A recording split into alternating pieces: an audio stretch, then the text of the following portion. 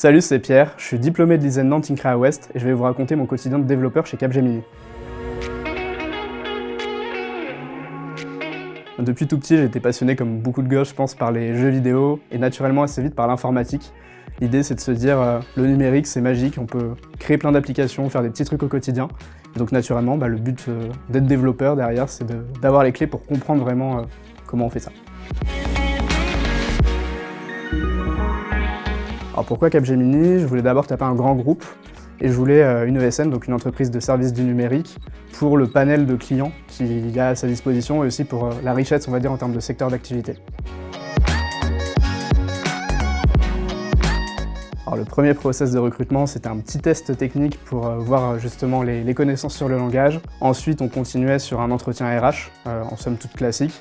Un second entretien plutôt technique et un dernier entretien plus encore une fois RH pour parler de prétention salariale, etc. Pendant les entretiens techniques, c'est globalement des connaissances assez fondamentales sur les langages, des questions aussi autour du management de projets informatiques, l'agilité, etc.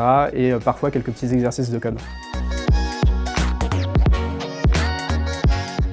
Alors pendant 1 an et demi, j'ai travaillé pour le ministère des Armées. Globalement, le quotidien d'un développeur, ça va être d'abord commencer par une daily meeting. L'idée, c'est de voir assez rapidement qui a fait quoi la veille, qui va faire quoi aujourd'hui. Est-ce qu'il y a des problématiques, des besoins de sollicitation à droite et à gauche. Et après, le reste, ça va être de la réponse de mails et d'échanges d'informations avec le client, de l'identification et de la résolution de bugs, et après le développement de nouvelles fonctionnalités.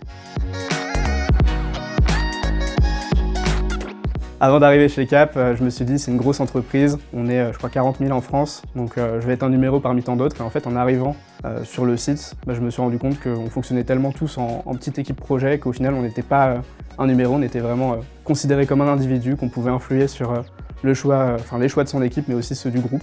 Donc là pour le coup c'est une belle idée qui a été cassée. Pour le coup, d'un projet à un autre, ça a beaucoup changé. Mais moi, j'ai eu la chance d'avoir un projet assez cool et un manager qui était vraiment pour l'horizontalité. Il n'y avait aucun vraiment niveau de hiérarchie qui était mis en place. L'important, c'était que tout le monde fasse sa part de son travail et on s'entendait tous super bien. À côté, on allait justement profiter hors du travail ensemble. Donc on était vraiment comme une grosse famille. Alors cette alternance, elle m'a confirmé que je voulais pas être développeur, mais que c'était une étape pour moi qui était essentielle avant de passer sur des fonctions plus managériales, commerciales ou de conseil, pour avoir une légitimité auprès des équipes, mais aussi auprès des clients. Et pour le coup, j'ai continué mon alternance, une nouvelle alternance chez Capgemini, à l'EM Lyon Business School, en tant que consultant en transformation d'entreprise.